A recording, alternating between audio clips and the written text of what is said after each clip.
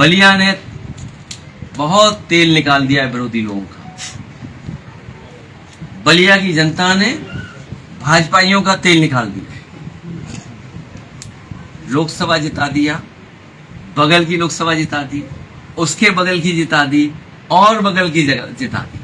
राजीव राय जी भी यहीं के रहने वाले हैं। सनातन पांडे जी हमारे बगल में बैठे हैं। रमाशंकर राजभर जी ये देखिए। तो इस बलिया के लोगों ने भारतीय जनता पार्टी का तेल निकाल दिया और मुझे पूरा भरोसा है, क्योंकि पत्रकार साथियों ने भी वो जुल्म, अन्याय और भेदभाव है कि न केवल उन्हें बलिया की जेल में रहना पड़ा, लेकिन बलिया की जेल में जब पानी भर गया तो उन्हें आजमगढ़ की जेल में भी रखा गया।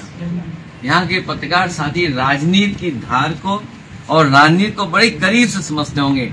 मुझे पूरा भरोसा है यहाँ की जनता अगली बार भारतीय जनता पार्टी के लोगों का तेल निकालेगी। जो अभी एक बड़ा सवाल चल रहा है, जिसमें भारतीय जनता पार्टी के लोग सड़कों पे दिखाई दे रहे हैं। ये भाजपा के लोग कम आते हैं सड़क पर, लेकिन इधर हम लोग देख रहे हैं बहुत सड़क पे। ये पावर है, ये ताकत है हमारे, जिनको हम सब लोग भगवान मानते हैं। जो गांव गरीब, शोषित, वंचित, पीड़ित, जो अधिकार के लिए लड़ रहे हैं, जो आजादी के बाद जिन्होंने हमें सम्मान से जीना सिखाया, बाबा साहब भीमराव अम्बेडकर जी, उनकी ताकत है, उन्हीं का संविधान, जिसकी वजह से आज भारतीय जनता पार्टी के लोग भी सड़क पर हैं।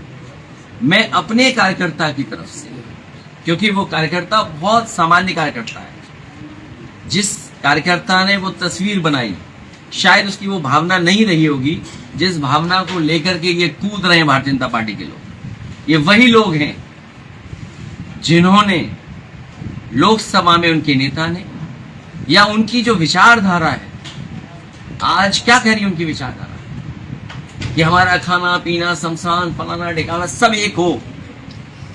जिन्होंने आदमी आदमी को नफरत से देखा, आदमी आदमी के पीछे भेदभाव किया।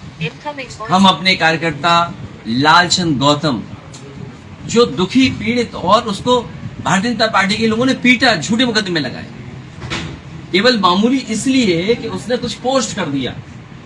आज भी अगर कोई सच्चा सच्चा कुछ पोस्ट कर दे तो पुलिस दरवाजा खटखटा देगी, घर आ जाएगी। उस लालचंद गौतम ने केवल अभी लालचंद, हमारा जो लालचंद गौतम कार्यकर्ता है, लोहिया वाहिनी का अध्यक्ष, जो तस्वीर उसने बनाई या बनवाई, जिससे लोगों को तकलीफ हो रही है, और सबसे ज्यादा भारतीय जनता पार्टी के लोगों को तकलीफ हो रही है। इन्हें तकलीफ इसलिए हो रही है कि अभी कुछ दिन पहले टायर फेंक रहे थे, टायर फेंक रहे थे, और किसकी जान लेना चाहते थे? रामजय सुमन जी की। वो नंगी तलवारें हमने आपने सबने देखी। वो नंगी तलवारें सड़कों पे क्यों निकली थी?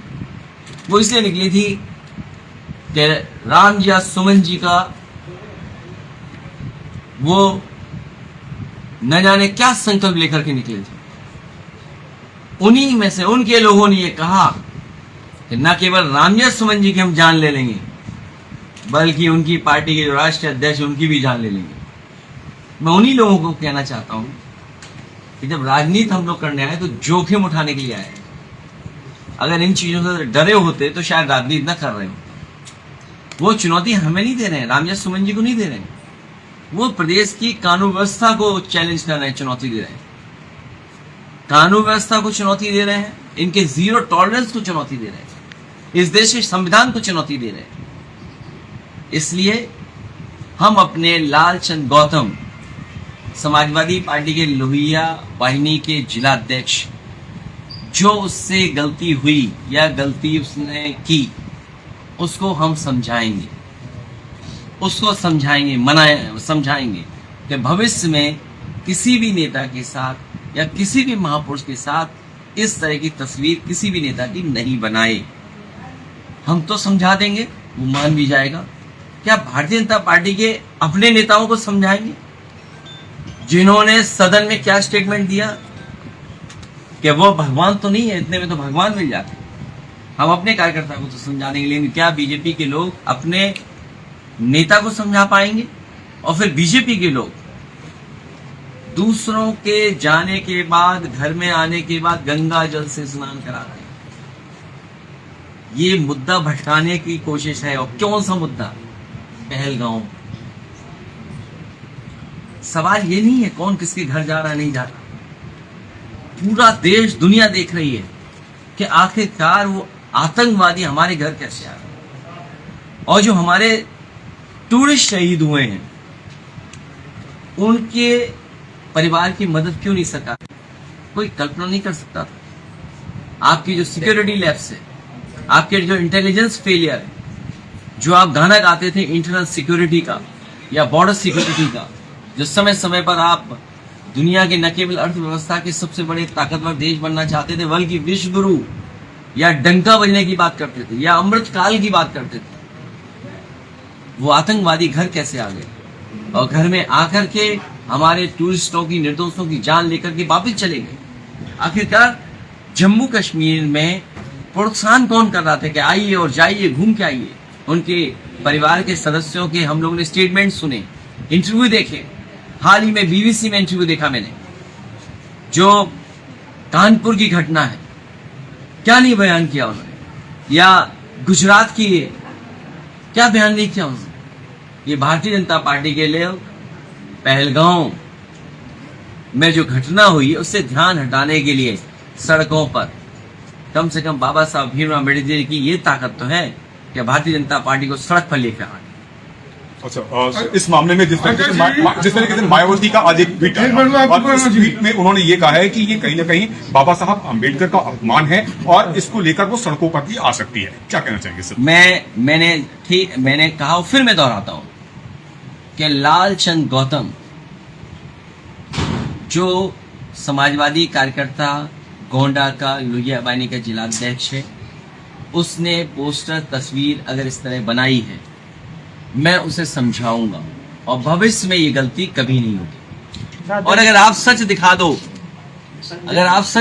आप लोग, तो पता है क्या होगा? आपका भी चैनल बंद हो जाएगा।